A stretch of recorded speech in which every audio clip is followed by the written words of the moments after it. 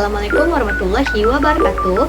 Hello fellow students, let me introduce myself. My name is Novelia Evanini with NPM 2241217 from Accounting Study Program. In this video, I will explain about research design and sampling techniques. Research design is a systematic framework or plan used by researchers to guide the course of the study.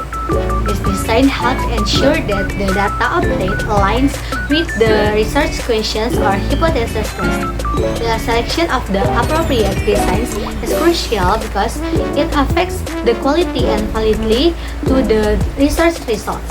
In addition, the sampling techniques used plays a crucial role in ensuring that the selected sample can accurately represent the population. Next, sampling technique has two types. First is probability and non-probability. Probability sampling is a sampling technique that gives each element of the population an equal chance of being selected as a member of the sample. Probability sampling techniques are used when researchers want to ensure that each member of the population has an equal or at least known chance of being part of the sample. There are several types of probability sampling, namely simple random sampling. So, a simple random sampling is the selection of sample members from the population done randomly without considering the strata present in the population. In simple random sampling, the sample of is chosen randomly, so each member of the population has an equal chance of being selected. Next is proportionate stratified random sampling. So, this is a sampling technique used when the population has members or elements that are not homogeneously stratified proportionally.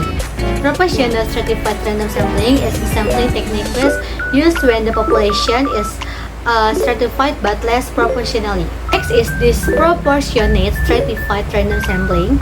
Is a sampling technique used when the population is stratified but not proportional.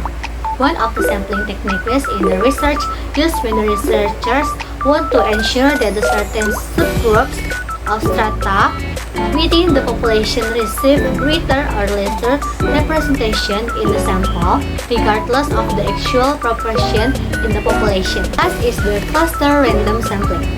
Is a regional sampling technique used to determine a sample when the object to be studied or the data source is very large, such as the population of a country, province, or district, where the population is divided into several groups or clusters, and then some clusters are randomly selected to be used as samples. The second is non-probability sampling techniques.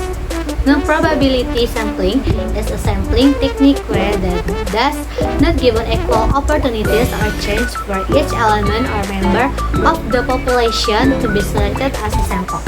In some cases, non-probability sampling techniques are even considered more appropriate compared to probability techniques, especially in very specific contexts or in the early stage of exploring a new topic. There are several types of non-probability sampling, namely systematic sampling. There is a sampling technique based on the order of the population numbers that have been numbered. This technique involves the selecting samples based on certain intervals. Next is quota sampling. So, quota sampling is a technique to determine samples from a population that has certain characteristics up to the desired quota, where the researcher determines a certain number or quota for each group in the population and then selects samples until the quota is met. Next is incidental sampling. So, incidental sampling is a sampling determination technique based on change, where anyone who meets the researcher can be used as a sample if that person is deemed suitable as a data source. Next is purposive sampling. So, purposive sampling is a sampling technique with specific considerations where the researcher selects a sample based on certain criteria relevant to the research objective. Next is saturation sampling. So, saturation sampling is a sampling technique where the entire population is used as a sample in the research. This method is chosen when the population size is relatively small, allowing the researcher to involve all members in the study without having to go through the sampling process. Last is snowball sampling. So, snowball sampling is a sampling technique that starts with a small number of participants and then increases. This technique involves selected participants being asked to recommend others who meet the research criteria.